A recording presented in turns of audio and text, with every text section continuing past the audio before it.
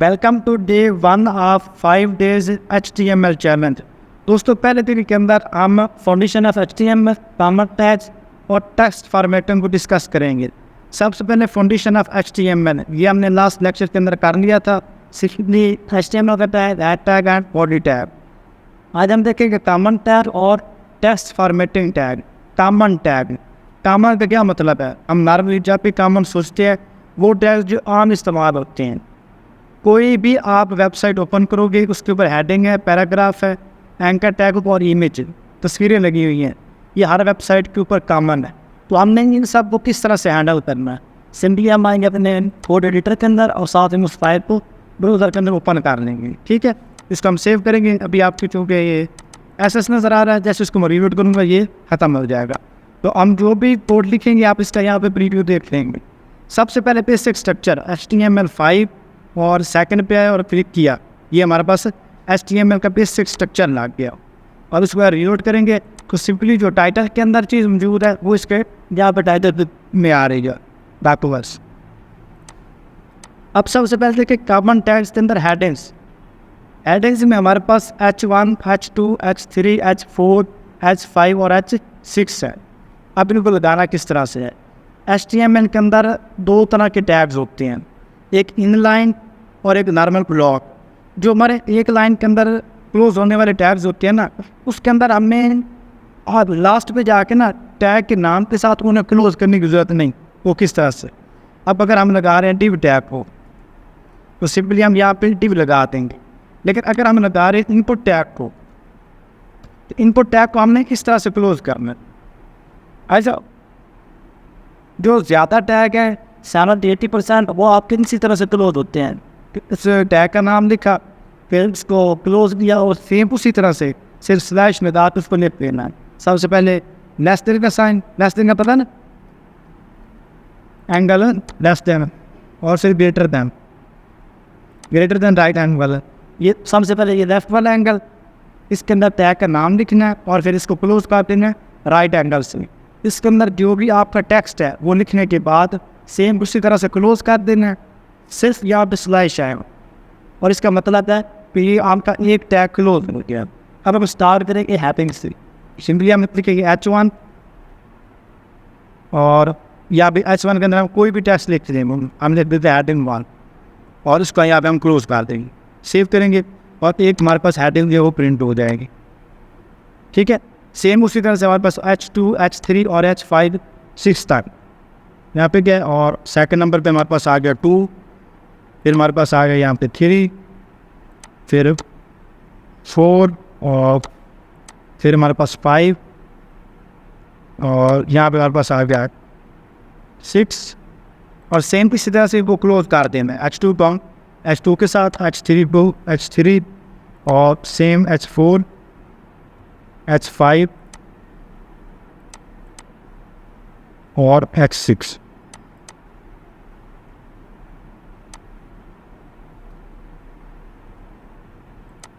Save किया। अब जहाँ पे लिखना हर हेडिंग की सेट होगी दूसरे से एक लाइन के अंदर आ रही। पहले बड़ी हेडिंग H1, फिर इसकी छोटी के लिए H2, H3, 4, 5, 6। अब हेडिंग के अंदर जस्ट इतने ही टैग्स हैं। अब ये हमारा सबसे कॉमन टैग। फिर सेकंड हमारे पास कॉमन टैग है पी का टैग। यहाँ पे पी का टैग, पी का टैग सिंपली जिस तरह से आपने H1 के टैग लिखे हैं, H2 के लिखे हैं, उसी तरह से पी का tag, angle bracket, less than, फिर पी का साइन, फिर इसको क्लोज किया। अब ये टैग ऑटोमेटिकली कंप्लीट कर दिया। नज़र आ रहा है? इसके अंदर आप कोई भी टेक्स्ट देख लो, मैं नोरम से लिखता हूँ, मैं एक पैरा इसमें लिखूँगा और अगर इसकी आपने चेक तो और वीडियो किया, ये मेरे पास एक पैराग्राफ ना हुए। ठीक हो गया? देखिए नॉर्मल टेक्स्ट होता है ना, ये हमारा इस्तेमाल होता है एमी टेक्स्ट को फिल करने के लिए कि हम कोई पैराग्राफ लिख रहे हैं लेकिन हमारे पास कोई टेक्स्ट नहीं है, तो एमी टेक्स्ट को लिखने के लिए हम लॉरम इप्सम टेक्स्ट ऐड कर सकते हैं। अब उसको किस तरह से करते हैं? सिंपली आप कोई भी टैग ले रहे हो और यहाँ पर हमने इसमें लॉरम और इंटर करते हैं। अभी आपके पास पूरा एक पैराग्राफ लिख देंगे, सेव करना है, उसको रीलोड करेंगे और हमने जस्ट लॉरम लिखा था उसका पूरा पैराग्राफ लिख दिए। समटाइम वेबसाइट बना रहे हैं ना, तो लेआउट बना रहे हैं लेकिन हमारे पास कंटेंट नहीं है कि हमने इसके अंदर क्या लिखना है, तो डमी टेक्स्ट के लिए हम इसको लिखते हैं। ठीक हो गया। उसके बाद हमारे पास आ जाता है एक अटैक। एक अटैक का मतलब एंकर टैग, एक वेबसाइट से दूसरी वेबसाइट पे जाने के लिए। उसके लिए सिंपली क्या है, हम यहाँ पे एक अटैक लिखेंगे, यहाँ पर एक अटैक, और ये एक अटैक हमने क्लोज कर दिया। अब इसके अंदर हम लिखने नहीं होंगे। और अभी हमारे पास हुए वहाँ पे ये हमारा सिंपल एक अटैक लग गया। अब इसके अंदर आते हैं एट्रीब्यूट्स। ये हमारे पास अटैक्स, जो ये एक अटैक हो गया और यहाँ पे हमने क्लोज किया। अब इसके अंदर हम कुछ भी लिखेंगे वो होंगे इसके एट्रीब्यूट्स, इसकी खसूसियात।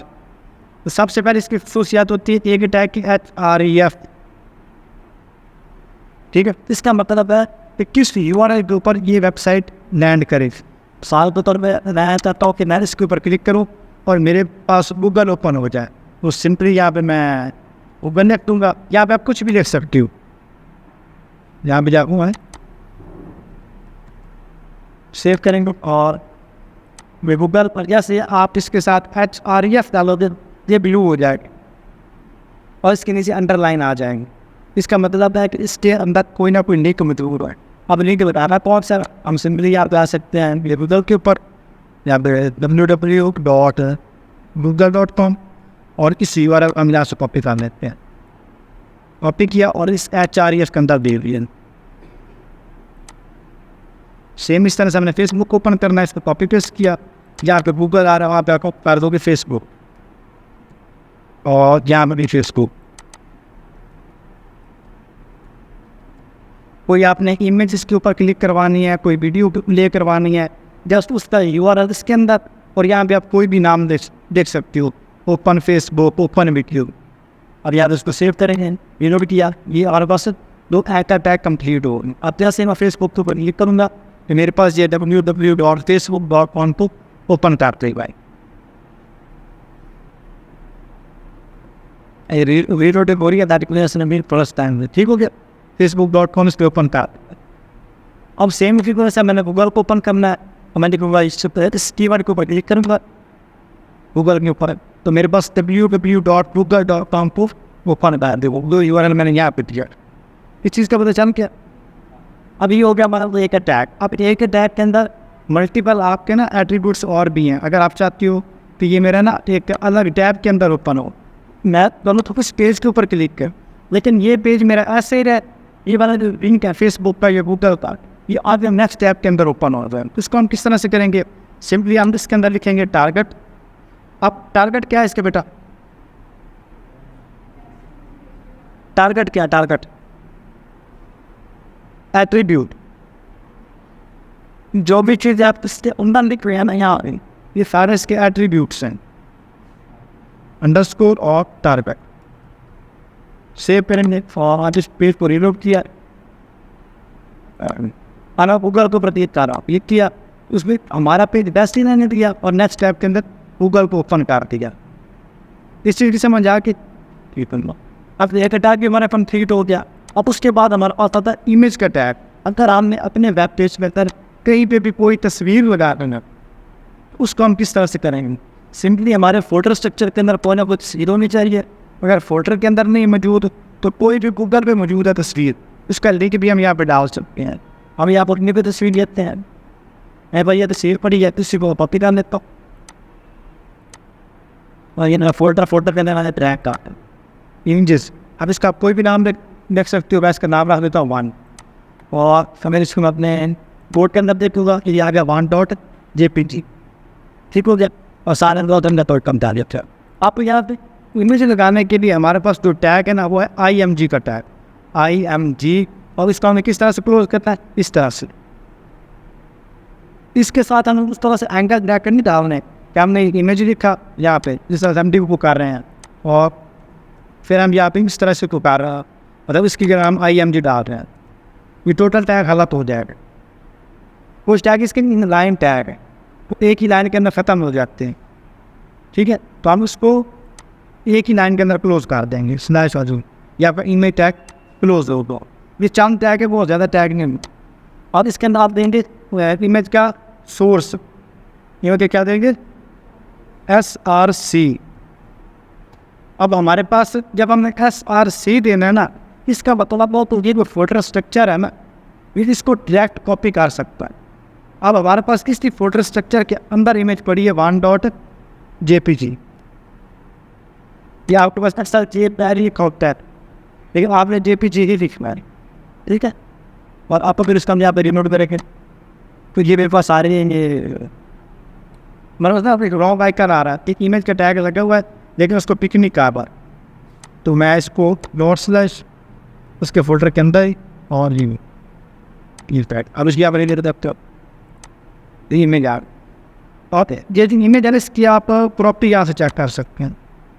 जो नॉर्मली हमारे यूज़ हो रहे होते हैं इमेज के फॉर्मेट दो हो रहे होते हैं, एक हमारे पास होता है PNG और एक JPG। आप इसके अंदर गिफ भी यूज़ कर सकते हो, जनरल और जनरल के अंदर ये आपका फाइल की एक्सटेंशन होगी, उसके अंदर आप गिफ लगाना चाहो गिफ लगा सकते हो। गिफ का पता है, जो एनिमेटेड इमेज होती है,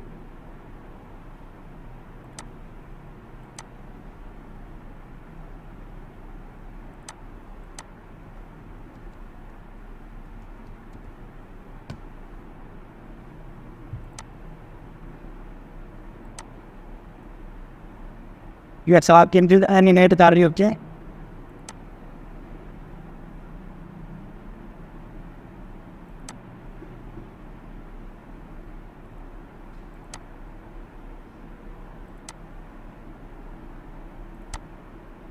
टाइम हम अगर किसी को फेसबुक पे आइकन भी सेंड करते हैं तो मुक्के मार रहा होता है या हंस रहा होता है, लाफ कर रहा होता है, होती वो तस्वीर ही है, वीडियो नहीं होती।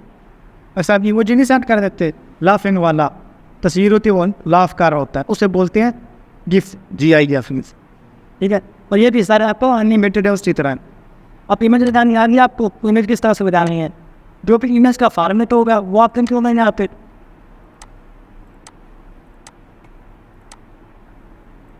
PNG है, ये JPG है, जो भी है, और यहाँ पे फाइल का नेम। ./ का मतलब है इसी फोल्डर के अंदर, क्या मतलब है,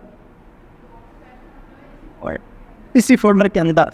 अब अगर इससे बैक जाएंगे तो हम डबल डॉट लगा के बैक जाएंगे, इसका मतलब है कि इस फोल्डर के बाहर, इस फोल्डर से पीछे, फिर डबल डॉट लगा के जाएंगे, फिर इसके फोल्डर से भी पीछे, आप बैक डायरेक्टरी में जाते जाएंगे। लेकिन ये चूँकि थोड़ा सा एडवांस चीज़ है, जब आपके पास मल्टीपल फोल्डर्स होंगे, इसके अंदर लिंक्स पड़ी होंगी ना, तब आपको ये चीज़ समझ आए ये आप किस तरह से लगाते हैं। लेकिन ये फोल्डर स्ट्रक्चर को नेविगेट करने के लिए इस्तेमाल होता है। उसके बाद आ गया आपके टेक्स्ट फॉर्मेटिंग, ये भी सारे आपकी हो गए कि हमने टेक्स्ट को किस तरह से लिखना है। ये सारे आपको टेक्स्ट के टैग्स हैं, वहाँ पर P tag, H2, H6 text को लिखने के लिए। उसके साथ से पैन टैग और बाकी टैग का भी इस्तेमाल होता है। ठीक हो गया। अभी आपका आता है second,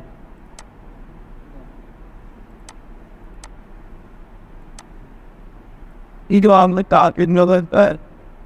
All the you wired out of these United States could eat the thought about it. He acts to be fake it good. Next भी किस तरह से लिखना, सिंपली हमने एक का टैग लिखा, इसके अंदर कोई भी आप नाम लिख लो, मैंने तो गूगल, ठीक हो गया। और इसके अंदर हमने लगाया href, और यहाँ पे हम देंगे उसका URL। जिस तरह से अगर मुझे गूगल को ओपन करना है तो ये वाला URL कॉपी करूँगा और यहाँ पे लगा दूँगा, ठीक है। फिर अगर मैं चाहता हूँ कि ये मेरा जो गूगल वाला लिंक है ना, इसी पेज के अंदर ओपन ना हो, नेक्स्ट पेज के अंदर ओपन हो, तो हम यहाँ पे लिखेंगे टारगेट लिखेंगे साथ भाई टारगेट, फिर अंडरस्कोर, और ये आ गया आपका ब्लैक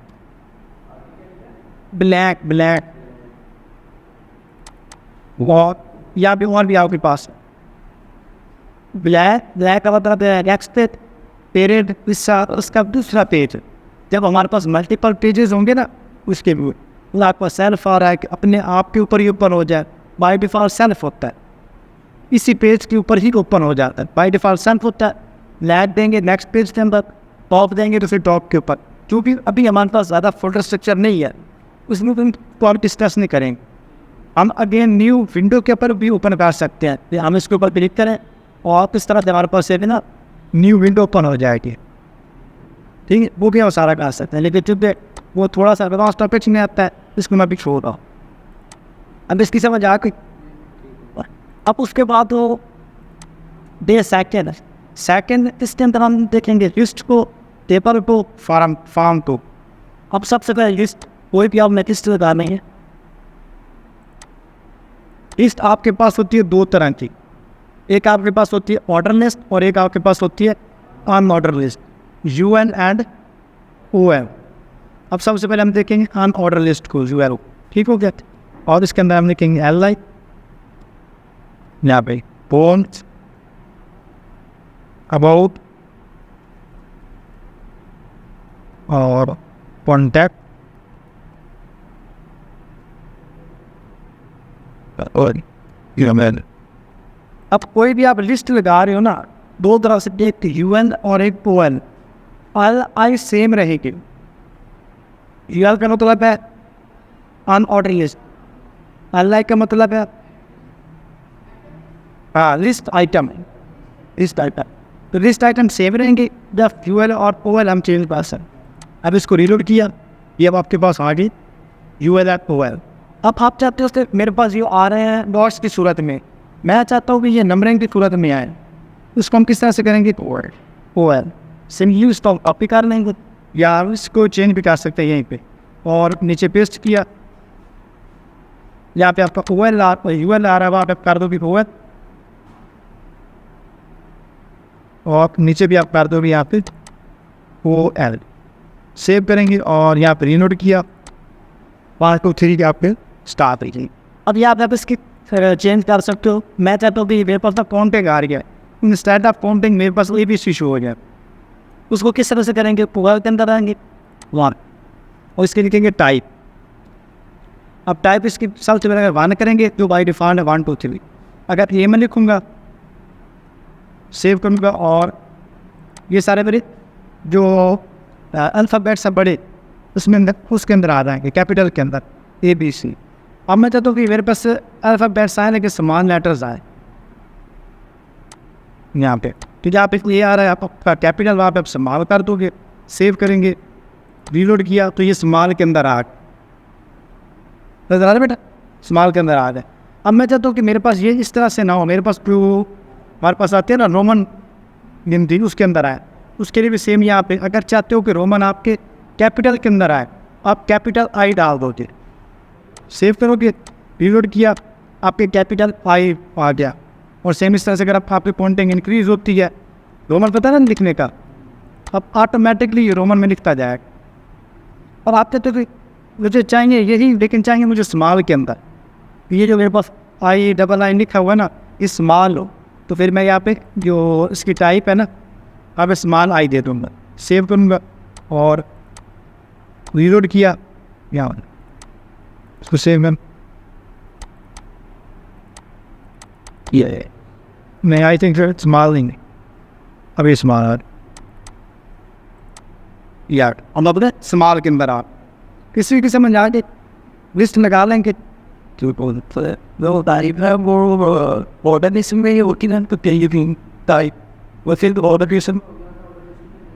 नहीं, ऑर्डर लिस्ट,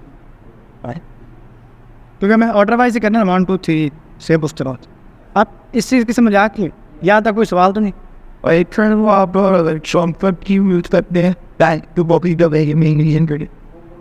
सिंपली इस लाइन के ऊपर आ जाओ, इसके आगे लिखना है आपसे, क्लिक करना है Ctrl+C Ctrl+V।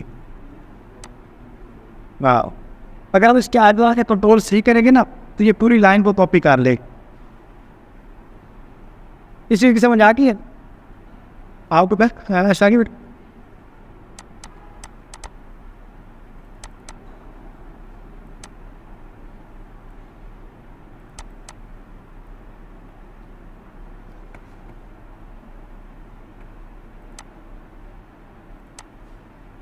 अब हमारे पास आ जाते हैं टेबल्स, कि हमने टेबल किस तरह से लगाना है। अक्सर आपने देखा होता है कंटेंट टेबल, जो टेबल की सूरत में होता है, नेम आ रहा है, नीचे नेम सारे आ गए, फादर नेम सारे, फादर के नेम, फ़ोन नंबर, नीचे फ़ोन नंबर की लंबी लिस्ट आ रही है। तो उस चीज़ को हमने किस तरह से हैंडल करना, सिंपली हम आएंगे अपने पोर्टल के अंदर, ओपन कर लेंगे साथ ब्राउज़र के अंदर, और साथ अब जहाँ हम लिखेंगे टेबल, टेबल के लिए सिंपली टेबल टैग, ठीक हो गया। अब टेबल के अंदर आपके होते हैं रॉ, TR, क्या होते हैं? TR तो यहाँ पे हम लिखेंगे TR, और इस TR के अंदर होते हैं TDs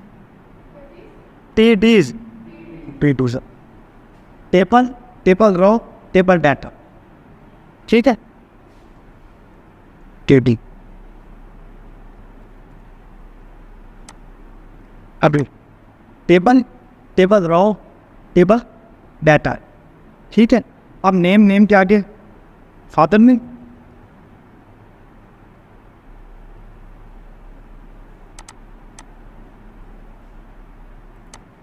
एफ नेम, ठीक हो गया। अब इसको यहाँ पे सेव करेंगे तो दो हमारे पास एक सेम रॉ के अंदर आ गए। अब मैं चाहता हूँ कि इनके नीचे ही बाकी डाटा प्रिंट हो। अब मैं क्या करूँगा, यहाँ पे एक न्यू रॉ लूँगा। अब रॉ का क्या मतलब होता है, जो डाटा आपका इस ट्यूब में होता है इसे बोलते हैं कॉलम, और जो आपको डाटा इस वाइज होता है, मतलब एक आपको होता है वर्टिकल लाइन और एक बात क्योंकि हॉरिजॉन्टल लाइन, जो हॉरिजॉन्टल लाइन है ना उसे बोलते हैं रॉ, और जो आपकी वर्टिकल लाइन है उसे बोलते हैं कॉलम। तो हमने जो हमारे टेबल है ये हमारे table raw TR table raw, data हमारा रॉ के अंदर आएगा। अब एक रॉ हमारी कंप्लीट होगी।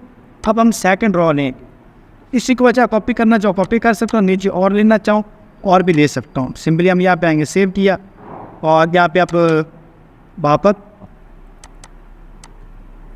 यहाँ पे मंजूर, फिर मुझे नेक्स्ट रॉ के अंदर चाहिए साथ आपके फादर के नाम क्या, खादिम निदल सादम हुसैन, ठीक हो गया। हम सेव किया और रीनोट करेंगे। आगे तक नेम वाले रॉ के अंदर नेम्स आएंगे, फादर वाले के फादर, और आगे फ़ोन नंबर दूंगा तो फ़ोन नंबर्स आए। वो हम किस तरह से करेंगे, सिंपली मैं आगे यहाँ पे और वन बना देता हूँ, फ़ोन नंबर, फ़ोन आ गया, उसके बाद एड्रेस, और साथ हम दे सकते हैं, क्या दे सकते हैं, कॉलेज। बाकी सारा डाटा अनफिल आ रहा है, और जिस रॉ के अंदर हमने डाटा फिल किया वो वाला डाटा हमारा फिल आ रहा है। अब हमें अपना सेम तरह कैटेगरीज चाहिए, तो जितने ये टेबल डाटा है दूसरी रॉ के अंदर भी इतना ही होना चाहिए, तो टेबल आपका फुल आएगा।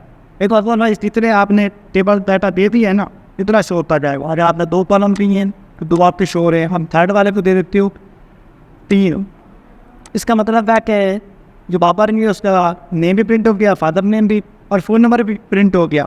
सेकंड बंदे ने अपना फ़ोन नंबर नहीं दिया, उसका फ़ोन नंबर नहीं प्रिंट होगा।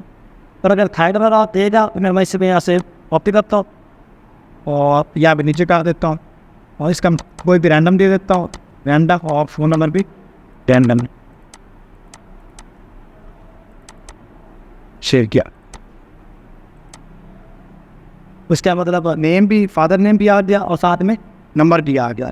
अब ये हमें थोड़ा सा ना अगली से लाग रहा है, इतना कोई अच्छा लाग नहीं रहा, उसको हम किस तरह से हैंडल करेंगे। सिंपली हम आएंगे बॉर्डर का इसके अंदर, टेबल के अंदर, यहाँ पे लिखेंगे स्टाइल, बॉर्डर 1 पिक्सल, सेव करेंगे, और सी स्टाइल है, हाँ ये टेबल कैटेगरी आगे उसके बैन 1 पिक्सल और सॉलिड। ये जो आपको CSS में पता चलना है ना, इस वजह से आपको इसके अंतर्गत एक बॉर्डर पाने के, और मैं चाहता हूँ कि इनके दरमियान भी बॉर्डर आया हो, उसको किस तरह से करेंगे। सिंपली हम इसी स्टाइल को कॉपी कर लूँगा मैं यहाँ से, और इसको भी दे दिया TR को, इस TR को भी दे दिया, और इसको भी आप सेव करेंगे। चलो आप तो ये लिखते ना गुड प्रैक्टिस नहीं है CSS की, क्योंकि ये हम इनलाइन CSS इस्तेमाल कर रहे हैं। लेकिन अगर आप इंडिविजुअली देंगे TDs को या, तो इसके ऊपर बॉक्स बांध रहा है। अब मैं चाहता हूँ कि बॉक्स मेरा सब के ऊपर हो, लेकिन मुझे ज़्यादा कोड ना लिखना पड़े, उसको हम किस तरह से हैंडल करेंगे। सिंपली इसको हम डिलीट कर देंगे यहाँ से, क्योंकि हमारा टेबल थोड़ा सा बेहतर नज़र आना चाहिए। ये ऐड सेक्शन आ रहा है। अब जो आप बेटा कह रहे थे ना CSS, अब ये CSS ही है, स्टाइल लगाया रैब, और अब TD बॉर्डर 1 पिक्सल सॉलिड और रेड, मैं चाहता हूँ रेड कलर का ना बॉर्डर आ जाए, ठीक है, जस्ट इतने के अंदर। मतलब कि ये मैंने ना थोड़े बड़े बड़े आए, बड़े बड़े रोज इसकी बांध जाए, सिंपली पैडिंग्स 50 पिक्सल, ठीक है, दैट इज CSS। चीज़ों को स्टाइल करना, मैं चाहता हूँ ये कहना जो बैकग्राउंड कलर है वो भी चेंज हो जाए। So what should I do, just I have to write background green. साफ बैकग्राउंड ग्रीन हो क्या, मैं चाहता हूँ एक मेरा ग्रीन में है दूसरा रेड में है, इसको मैं किस तरह से करूँ भाई, उसके लिए मैं यहाँ पे इसके एंटी चाइल्ड यूज़ करूँगा।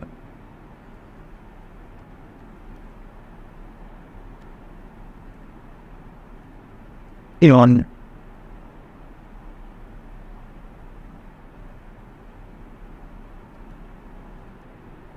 बैकग्राउंड और याद। अब इतने पे इवन वाले हैं, इवन का पता है आपके दो तरह के नंबर होते हैं, एक इवन नंबर और एक ऑड नंबर। जिन भी डिजिट्स के लास्ट में आता है 1 3 5 7 9 वो सारे आपके क्या है, ऑड नंबर। और जिनके लास्ट में आता है 2 4 0 6 8 वो सारे आपके क्या है, इवन नंबर। अब जो भी आपके इवन थे वो सारे येलो हो गए, और मान लीजिए ऑड थे वो सारे आपके ग्रीन हो गए। ऐसे अब इस तरह से आप टेबल को मज़ीद खूबसूरत बनाते हो, ये जस्ट आपको समझाने के लिए। आपको HTML में CS नहीं, आपको HTML में CS नहीं, वैसे CSS अलग पाएंगे। CSS को लिखने के ना 3 तरीके होते हैं, inline CSS, internal CSS, external CSS। Inline CSS क्या है, जो हमने ये टेबल के ऊपर लगाई है ना, स्टाइल बॉर्डर 1 पिक्सल, ये है इनलाइन CSS। हाँ, और ये ना जो आप उसी पेज के अंदर स्टाइल का टैग लगा के बुक कर रहे हो ना, ये है आपकी इंटरनल CSS। जो आप बोल रहे हो ना वो है एक्सटर्नल CSS। हाँ, CSS आप 3 तरह से लिख सकते हो। अब इस चीज़ की समझ आ गई टेबल की। अब ये जो आपके ना ये headings, name, father name, phone number और एड्रेस और कॉलेज, ये बेसिकली आपकी हेडिंग्स हैं। या भी क्या है, हेडिंग्स। तो इनको आप TD नहीं लिखेंगे, इनको आप लिखेंगे TH। या आप ये कर रहे हो ना TD, या आप कर दोगे TH, और यहाँ पे आप कर दोगे TH, सेव किया और रीलोड किया, ये आपका हेडिंग बन गया। थोड़ा सा दूसरे से तो बोल्ड आ रहा है, बोल्ड का मतलब क्या है, ये टेक्स्ट हमारा सिंपल है, बोल्ड का मतलब थोड़ा सा मोटा। और ये देखो इसका टेक्स्ट और तरह से और इसका थोड़ा सा और तरह से है, आपका टेक्स्ट यहाँ पे बोल्ड हो। अब टेबल लगाना आ जाएगा। अब ये जितने भी है ना आपके name, father name, phone number, address और कॉलेज, इस सब को आपने लिखना है TH के अंदर। किसके अंदर, TH के अंदर। अब यहाँ तक समझ आ गई कि टेबल किस तरह से लगाते हैं, यहाँ तक कोई कन्फ्यूजन नहीं, ठीक हो गया। अब उसके बाद हमारा लास्ट टॉपिक है फॉर्म। था तो नहीं क्या, कोडिंग है ही ना वो सरदार, सीधी सी बात है। लेकिन जो जिस बंदे को ये नशा लग जाए ना, फिर वो हीरो नहीं है। जिसने कोई चास नहीं छोड़ सकता, कोई सिगरेट नहीं छोड़ सकता। जिस बंदे को कोडिंग एक दफ़ा समझ आ जाए ना, वो कोडिंग नहीं छोड़ सकता। अब मैं जब तक रात को 2 घंटे 3 घंटे कोडिंग ना तो मुझे नींद नहीं आती। और ये मजाक में बात नहीं कर रहा, मैं जेन्युइनली बात कर। मैं 2 दिन मेरा कंप्यूटर बात रहा, मैं 2 दिन डिप्रेशन में रहा, क्योंकि रात में फ्री और सबको खपाया। जो मेरे साथ लोग कनेक्टेड थे घर में, फैमिली के, उनको ये कहा और कहते जा अपना कंप्यूटर ही सही करा। ठीक है, तो इसलिए कोडिंग एक मज़ा है, एक इंजॉयमेंट है अगर आप इसको करोगे। लेकिन फर्स्ट वाला जो 3 मंथ है ना, जिस तरह से कोई बंदा पहली दफ़ा सिगरेट पिएगा, उसे चक्कर भी आएंगे, उसे उल्टियाँ भी आएंगी। कोई बंदा शराब पी लेता है तो मार भी खाएगा, गलियों में भी गिरेगा। लेकिन जब उसे लत लग जाएगी ना, फिर फ़र्क नहीं पड़ता वो कहाँ पे पड़ा है, वो पिएगा ही पिएगा। तो सेम इस तरह से कोडिंग ये नशा है, स्टार्ट में लगना मुश्किल है, लेकिन जब लग गया तो आप फिर आप नहीं रहो, आप फिर ख्याली दुनिया में चले जाओ। और इसके अंदर एक चीज़ बहुत ज़्यादा ग्रो होती है, वो होती है आपका माइंड सेट। आपको थिंकिंग पावर इतनी ज़्यादा इंक्रीज होती है कि आप मल्टी डायमेंशनल सोचते हो। कोई भी बात होगी आप उसको 360 एंगल से देखोगे। क्योंकि आपका हर वक्त माइंड क्रिएटिव हो। और जो गोरे हैं ना, वो अपने बच्चों को स्टार्ट में कोडिंग ही सिखाते हैं। क्योंकि इसके साथ आपका दिमाग ग्रो करता है ना, जो आपको थिंकिंग पावर देता है। तो आर्टिफिशियल इंटेलिजेंस है, रोबोट, ये आपके लैपटॉप, कीबोर्ड सारे कोडिंग बेस हैं। आई समझ। अब हम लगाएंगे फार्म। अब फार्म क्या है? फेसबुक पे जाते हो, अकाउंट बनाया, कभी बनाया, नेम दिया और अपना एड्रेस दिया, फ़ोन नंबर दिया, वो क्या है? वो एक फार्म है। किसी भी वेबसाइट के ऊपर अकाउंट बनाना है ना, तो उसके लिए हम फार्म का इस्तेमाल करते हैं। आप उस फार्म को लगाते किस तरह से कोडिंग के अंदर? सिंपली आपने लिखना फार्म का टैग। अब टैग ये भी आप उसी तरह से क्लोज होगा। फार्म के टैग को क्लोज किया। अब यहाँ पे आ गया इनपुट का टैग और टाइप टेक्स्ट, और ये हमने कर दिया इसको क्लोज। सेम किया, आपकी इनकम की फील्ड आ गई, ये तो इधर यहाँ पे। अब यहाँ पे कोई भी चीज़ लिख सकते हो। इंटैक्स ये इसका पर एक लाइन के अंदर क्लोज हो, वो इस तरह से क्लोज हो गए। आपके सारे टैग हो वैसे नहीं क्लोज होंगे कि सेम नेम के साथ एक लाइन के अंदर क्लोज हो जाएंगे। इस तरह से इनपुट का टैग है ना, यहाँ पे इसकी बैक खत्म हुई ना, इसके साथ हमने स्लैश लगा आपको, तो ये टैग यहाँ पे हैंड दे। अच्छा, अब अक्सर हम वेबसाइट के ऊपर जाते हैं, फार्म लगा होता है, लेकिन इनपुट के अंदर लिखा होता है कि यहाँ पे अपना नेम लिखो। तो वो हम किस तरह से लिखते हैं? सिंपली यहाँ पे हमने डालना प्लेस होल्डर। क्या डालना? Placeholder. Enter your name, enter your name. Save किया, इनोड किया, और यहाँ पे इंटर यूर नेम आ गया। ठीक होगा। पापा प्लेस होल्डर, ठीक हो गया। ये इस इनपुट का एट्रीब्यूट है। अब इस इनपुट के बहुत ज़्यादा एट्रीब्यूट्स हैं, आईडी एटसेट्रा बहुत कुछ है, लेकिन हम सिर्फ प्लेस होल्डर तक रहेंगे। नेम और टाइप और प्लेस होल्डर। कहीं होता साइन वर्ड इक्वल टू, आप जब भी कोई भी एट्रीब्यूट बताओगे ना, एट्रीब्यूट का नाम लिखना, फिर इक्वल का साइन, फिर डबल कॉलन, और उसके अंदर आप उसकी जो वैल्यू है। ठीक हो क्या? आप अक्सर आप देखते हो कि आपका ना सिर्फ आप नंबर ही लिख सकते हो इनपुट की फील्ड, उसके अंदर नंबर टेक्स्ट आप नहीं लिख सकते। सिंपली आपने यहाँ पर करना नंबर। सेव किया और याद आप करना अंदर यूर नंबर। सेव किया और रीलोड किया, यहाँ पे आ गया आपका नंबर। अब यहाँ पे आप ए बी सी कुछ भी नहीं लिख सकोगे, सिर्फ ई लिख सकते हो। आप ई क्यों लिखोगे? कुछ टेलीफोन नंबर पहले यूज़ होते थे, तो हम ई लिख सकते हैं। इस वजह से जस्ट हम इसके अंदर ई लिख सकते हैं। इसके अलावा कोई अल्फ़ाबेट ए बी सी नहीं लिख सकते। कॉन्टेक्ट हम जितनी मर्जी लिख। इसके अंदर हम लिमिट भी लगा सकते हैं कि मैक्सिमम हम कितने इसके अंदर वर्ड लिखे, मिनिमम कितने लिखे, लेकिन उस को भी हम टच नहीं करेंगे। अच्छा, उसके बाद हम पासवर्ड देते हैं। पासवर्ड लगाते हैं ना, तो जो भी हम लिखते हैं वो हमारा डॉट डॉट बन जाता है। तो इसको हम किस तरह से कंट्रोल करते हैं? सिंपली कॉपी पेस्ट उसको कर लें, और जिस जहाँ पे नंबर आ रहा है वहाँ पे आप कर दो पासवर्ड, और यहाँ पे आप क्या इंटर यूर पासवर्ड। सेव किया और रीलोड, और ये आपका आगे पासवर्ड। अब इसके अंदर कुछ भी लिखोगे आपका डॉट डॉट बनेगा। बैकएंड पे वैल्यू सही स्टोर हो रही हो। अगर आपने बापर लिखा बापर ही स्टोर होगा, साथ लिखा साथ ही स्टोर होगा, आयशा लिखा आयशा ही स्टोर होगा। ठीक है, लेकिन हमारे जो सामने डॉट डॉट आएगा कि हमारे पास कोई बैठा है ना, हमारा पासवर्ड देख ना सके, इस वजह से। अब पासवर्ड की समझ आ गई।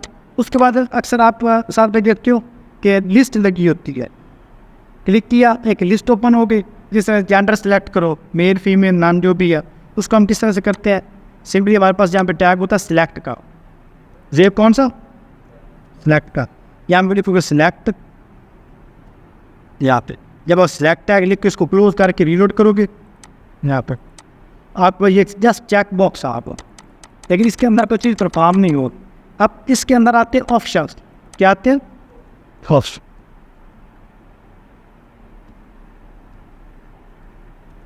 मेल फीमेल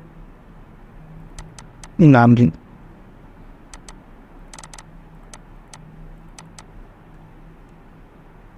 ठीक हो, रीलोड किया, ठीक है, मेल फीमेल नाम। और अगर आप कहते हो कि या अपनी एज सिलेक्ट करो, तो हम 1 से लेके जितनी है वो शो करवा देंगे कि 18 साल 20 साल जो भी आपने सिलेक्ट करना है। इस चीज़ की समझ आ गई। सेलेक्ट के बाद आप क्या देते हैं? सेलेक्टिंग अगेन ऑप्शन हाँ ऑप्शन उसके बाद आप देंगे वैल्यू, उसके अंदर वैल्यू, उसके बाद कॉपी पेस्ट करके फिर नीचे बाकी वैल्यू पे, उसके बाद ऑप्शन टाइप को क्लोज किया वो। हाँ, इसके में क्या पता क्या है यहाँ पे, वो बोर्ड मार्कर पड़ा, बोर्ड मार्कर वो दे दो। नहीं सही मैं आपको समझा देता। Magnifying is studying on it. Magnified. Magnifying is stand up to it. ना जो वाला मैं वो कभी इस्तेमाल नहीं करूँ। हाँ, वो नया पन के मैं बता दिया। सन which will be closer to the तरह आप इसको क्या वजनमेंट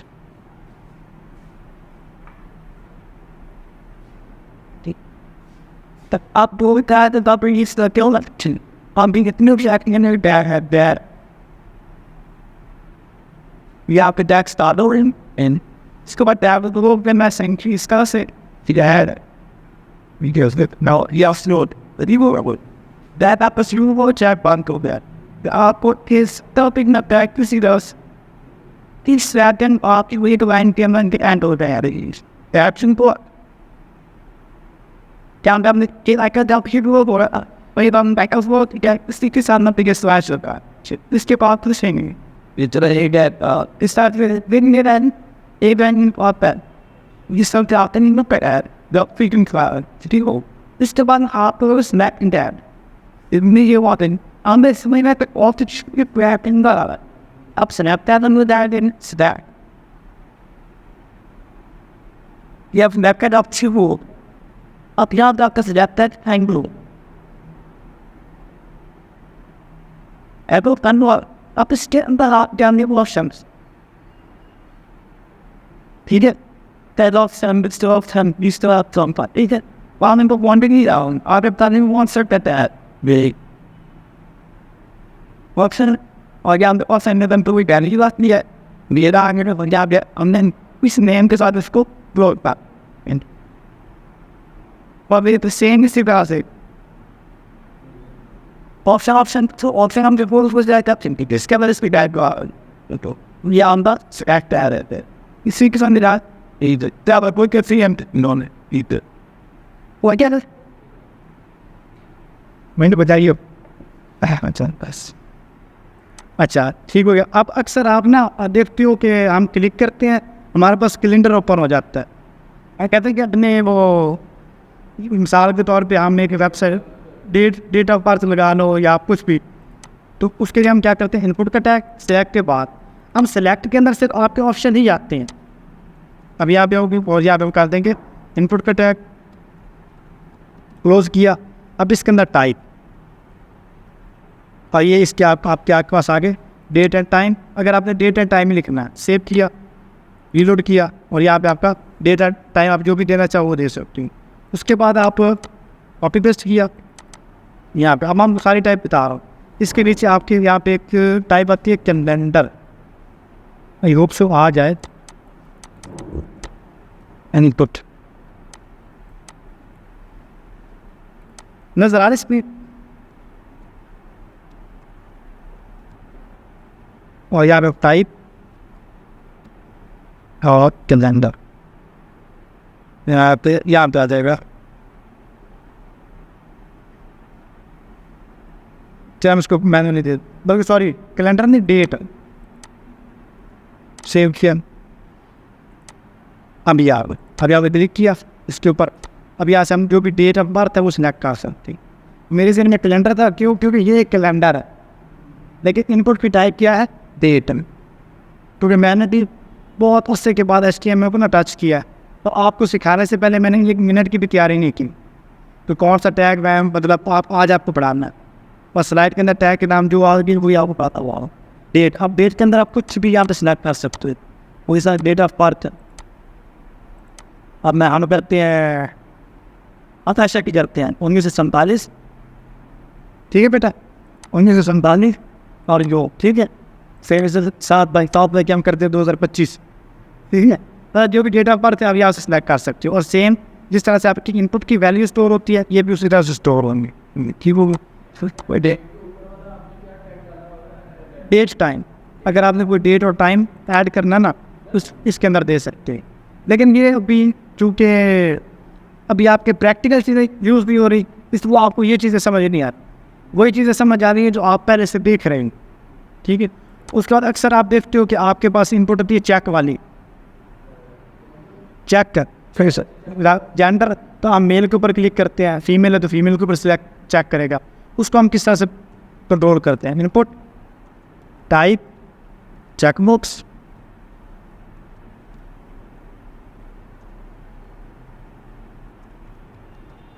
सेव किया, यहाँ पे चेकबॉक्स।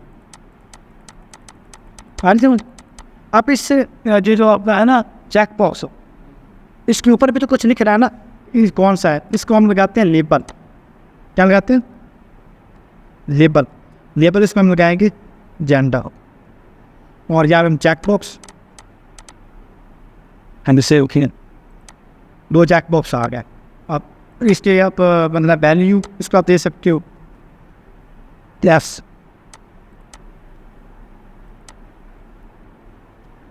टर्म। अब ये जो आप वैल्यू यहाँ पे लगा रहे हो ना, जब आपका फॉर्म सबमिट होगा ना तो ये जो वैल्यू आपने यहाँ पे दी हुई है ना ये डाटाबेस के अंदर जाएगी। मतलब ऊपर आपने लगा दें जेंडर, यहाँ पे मेल और फीमेल, इसका आप अलग से भी लेबल लगा सकते। चूँकि अभी हम लेबल को डिस्कस नहीं कर रहे, इसलिए मैं उसको छोड़ रहा हूँ। हर इनपुट का एक लेबल हो, हर इनपुट लेबल होता है, मतलब name, father name, phone number, contact number, gender, हर एक डिफरेंट लेबल्स होते हैं। वो आप लेबल किस तरह से लगाते हो, जो आप टैग यूज़ कर रहे हो ना उसके ऊपर आप लेबल लगा दो। जिस तरह से ये आपका इनपुट का टैग आ रहा है, इसके ऊपर आप लगा दो लेबल नेम, इसके ऊपर आ गया नेम। सेम इस तरह से ये वाला इसको आप कॉपी करो, और ये आपका रहा फ़ोन नंबर, इसके ऊपर आप लगा दो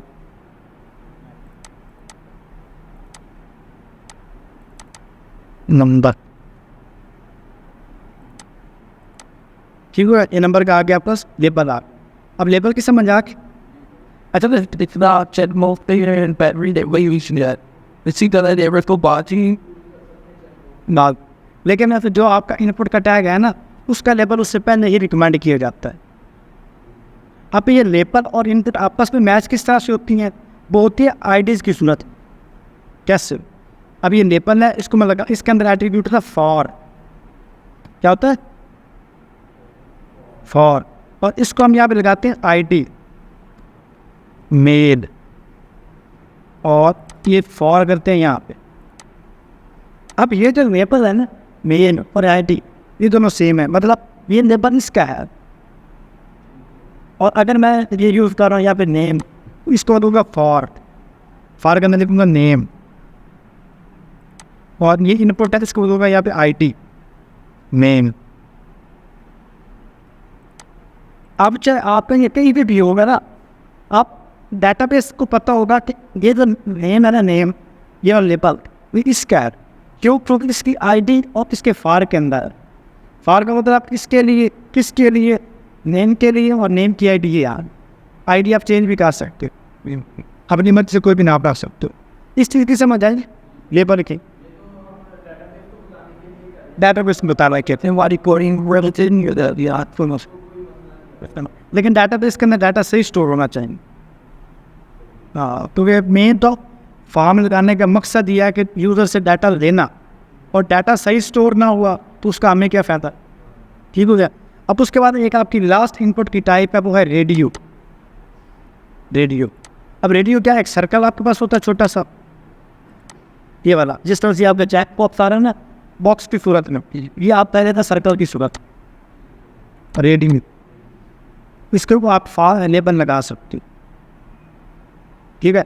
अब ये आपके इनपुट्स के कॉमन मतलब टाइप्स हैं, वो आपकी मोस्टली इस्तेमाल होती हैं, और अगर आप इतने के ऊपर इतने पर ना ग्रिप हासिल कर लेते हो तो आप हर तरह का फॉर्म बना सकते।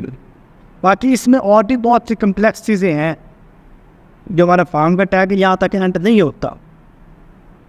अभी आपने किया है ऑलमोस्ट 60%, और वेबसाइट डेवलपमेंट के अंदर 60% ही यूज होता है। बाकी इसको अगर ज़्यादा कम्प्लेक्स लेके जाएंगे तो आप इसको हो जाते हो रिक्वायर। क्या करती रिक्वायर कि जब तक बंदा इसके ऊपर क्लिक करे ना, जब तक इसके अंदर डाटा नहीं होगा ना, फॉर्म सबमिट नहीं होगा। आप उसको किस तरह से आप करते हो, लास्ट में आप एक इनपुट की टाइप लगाते हो सबमिट। क्या लगाते हो?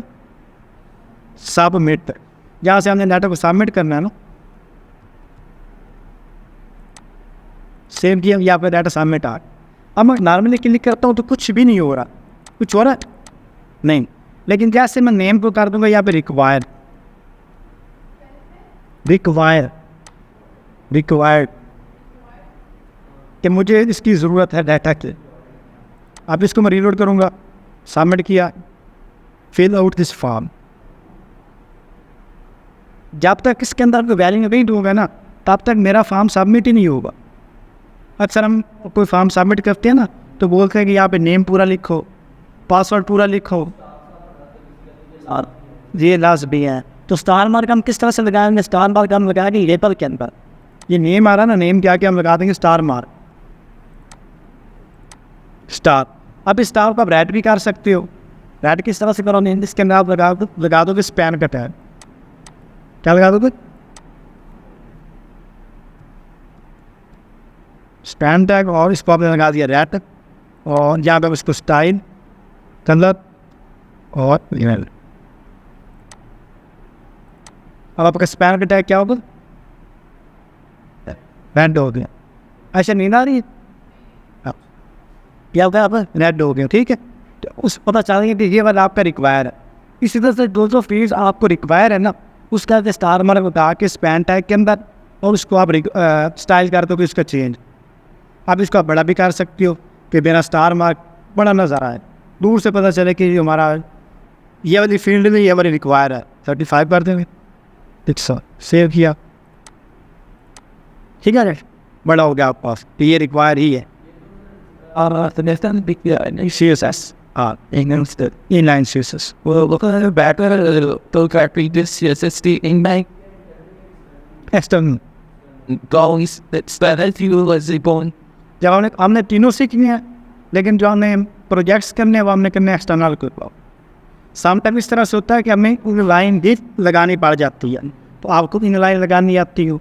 समटाइम इस तरह से होता है किसी और वेबसाइट को हम एडिट कर रहे हैं, मगर वेबसाइट मैंने बनाई, साथ में कोई बोल देता है कि यार आप इसको एडिट कर दो। अब एक्सटर्नल CSS के अंदर आपको फाइल ही नहीं मिल रही, आपको ये भी नहीं पता वो फाइल ऊपर लगी हुई है नीचे लगी हुई है, क्योंकि CSS का एक बड़ा मसला है। अगर आप वो फाइल यहाँ पे लगा दें, हम आपको चेक करवाते हैं। यहाँ तो मैं आपको सिलेक्ट करता हूँ फॉर्म को, हमने हम फॉर्म को सिलेक्ट किया, बैकग्राउंड कलर सेव किया। अब क्या आ रहा है? बैकग्राउंड कलर रेड आ रहा।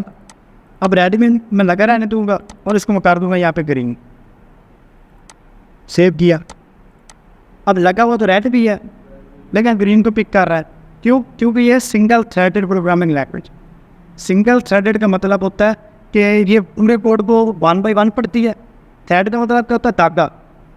सिंगल थ्रेड का क्या मतलब होता है? सिंगल एक धागा पूरे गुच्छों को पकड़ेगी, उसको रीड करेगी, जो लास्ट पे होगी ना वैल्यू, उसको अप्लाई करवाएगी। तो इस तरह से जब आपकी फाइल पड़ी होती है एक्सटर्नल किसी और फोल्डर के अंदर, तो हमने उसका स्टाइल चेंज करना है। हमें फाइल नहीं मिल रही, हमें उसका कोड एडिट करना नहीं आ रहा, हमें नहीं पता इसमें कौन से एट्रीब्यूट्स लगाए, तो हम इंटरनल CSS के यूज करते हुए उसको स्टाइल कर, फिर उसकी फाइल जहाँ पे भी पड़ी हुई है, लास्ट में तो हमारा कोड आ रहा है, तो इसने तो लास्ट वाला कोड कॉपी करना है, पिक करना है। हमें कोई फर्क नहीं पड़ता पिछले उसने जो वर्जन लिखा हो, तो लास्ट वाला वो हमें लगा के चेंज कर। तो इसके भी बाद आता है, मतलब आपने इधर लगा दी है, अभी आप स्टाइल के ऊपर आ जाए तो फॉर्म के ऊपर ना।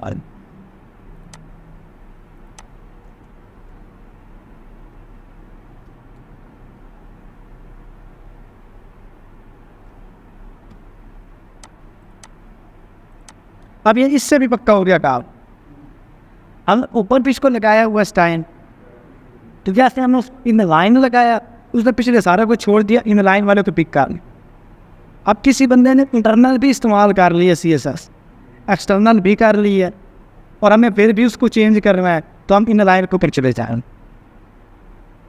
उस इन लाइन यू को भी CST बहुत कोई नहीं आएंगे, जो प्रेफर की जाती है एक्सटर्नल में और ये इंसान रीडर के हिसाब से। जो आपका है ना, मतलब बोट जो कोड को पढ़ता है ना, वो इसी तरह से पढ़ता है।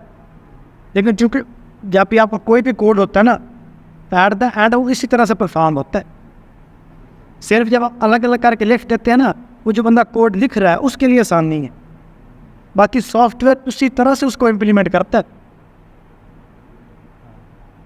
इस वजह से वो एक्सटर्नल फाइल को टिक करता है, टिक करने के बाद उसी फाइल के अंदर रेंडर करवा देता है। उससे इस चीज़ से फ़र्क नहीं पड़ता कौन सी फाइल कहाँ पड़ी हुई, उसने वो वाला कोड उसी पेज के अंदर शो करवा दे। हम जिस तरह से हमने सारी सारे याद नहीं लिखी, कहीं और लिखी है नहीं लिखी, अब याद करेंगे इस पैक के ऊपर। यार अब देखो, अब हमारे कोई कागज से कोड पड़ा हुआ है, उसको हम पकड़ेंगे तो पकड़ा,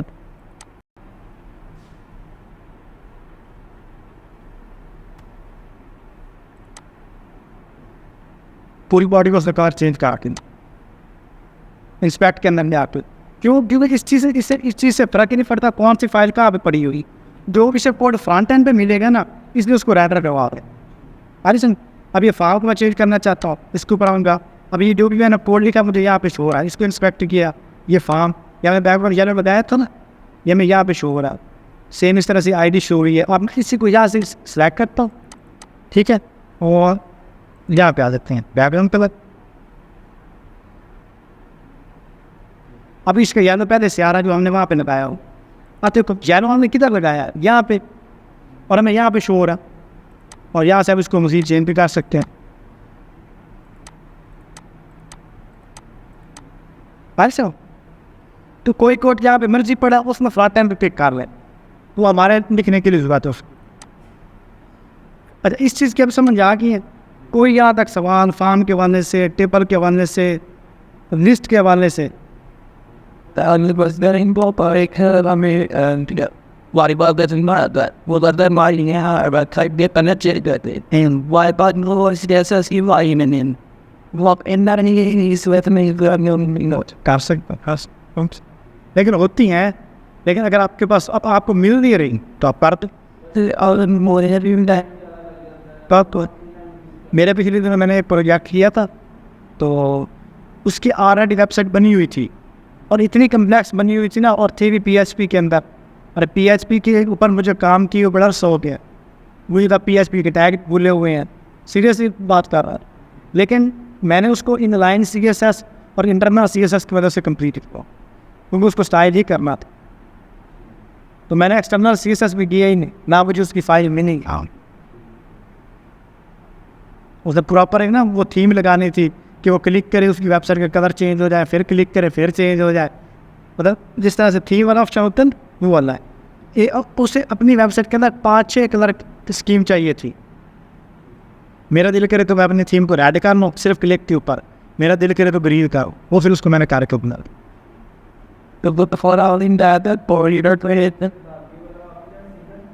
सिंगल थ्रेड। ये ना मतलब कोडिंग लैंग्वेजेस में ना कुछ टर्म इस्तेमाल होती है, जैसे जावास्क्रिप्ट आपकी सिंगल थ्रेडेड, HTML CSS वो भी सिंगल थ्रेडेड, कि जो लास्ट पे चीज़ आ रही है उसको पिक करेगा और 1 by 1 चीज़ों को रीड करेगा। तो भाई तो बस टीम की तरफ प्रेशर बनता है, वो भी इसलिए ना टीम की समझा तीस नाम वो हम गेमिंग बस वो आपका यूज़ होता है C++ में, C# में और ASP.NET में। क्योंकि वो आपकी हाई लेवल की प्रोग्रामिंग लैंग्वेजेस हैं।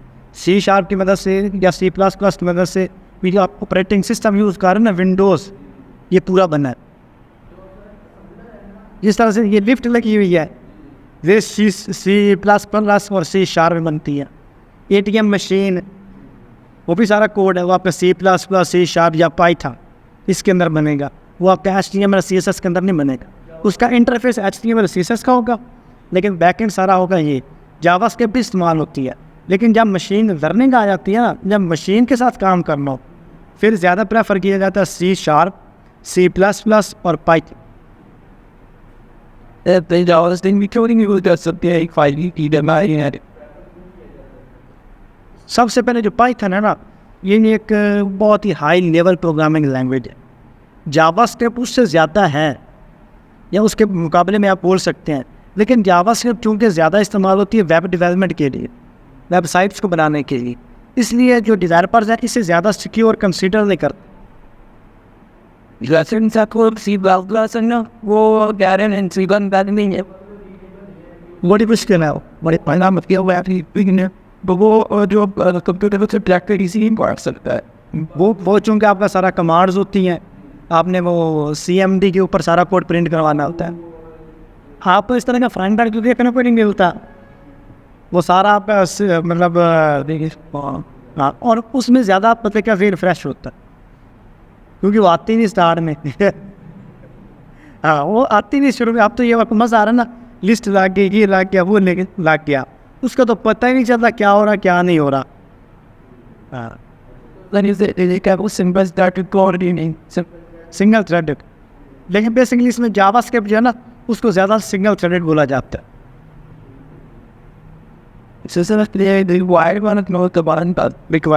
रिक्वायर का मतलब होता है कि आप आपने कोई भी इनपुट का टैग लगाया है, आपने सिलेक्ट टैग लगाया है, टाइप उसकी चाहे रेडियो है, चाहे उसकी टाइप आपकी डेट एंड टाइम है, जो भी है, आप चाहते हो कि मेरे पास ये डाटा आना ही चाहिए, तो कोई बंदा उस फील्ड को खाली ना छोड़े, तो आप उसके अंदर ऑप्शन लगा देते हैं रिक्वायर। जस्ट हमें यहाँ पे लिखना रिक्वायर, ठीक है। ये आपका आ गया, नहीं ये इनपुट का टैग कोई भी, मैं इस सारे को एक दफ़ा डिलीट करता हूँ फिर आप सुनो।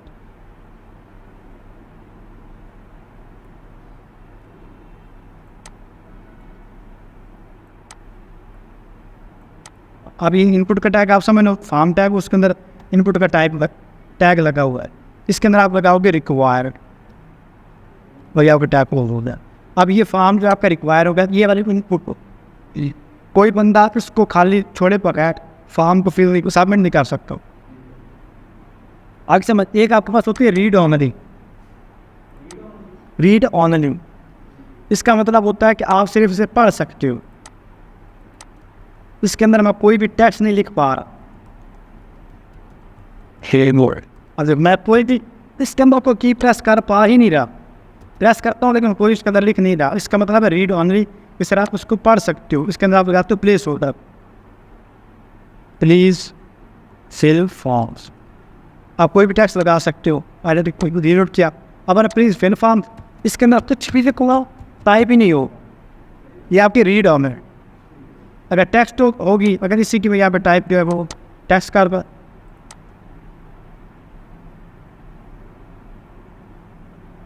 सेव किया, रीलोड किया, अब इसके अंदर जो मर्जी लिखो। अब यहाँ तक समझ आ गई है, वो नहीं से बहने आगे पीछे को कुछ बस इसके अंदर आने चाहिए। ये जो आपका टैग क्लोज हो रहा है ना, इसके अंदर आनी चाहिए जो ऊपर से लिखी। अच्छा, अब इसकी आई थिंक बैटरी क्लोज होने वाली है, चार्जिंग कंप्लीट हो। वो एक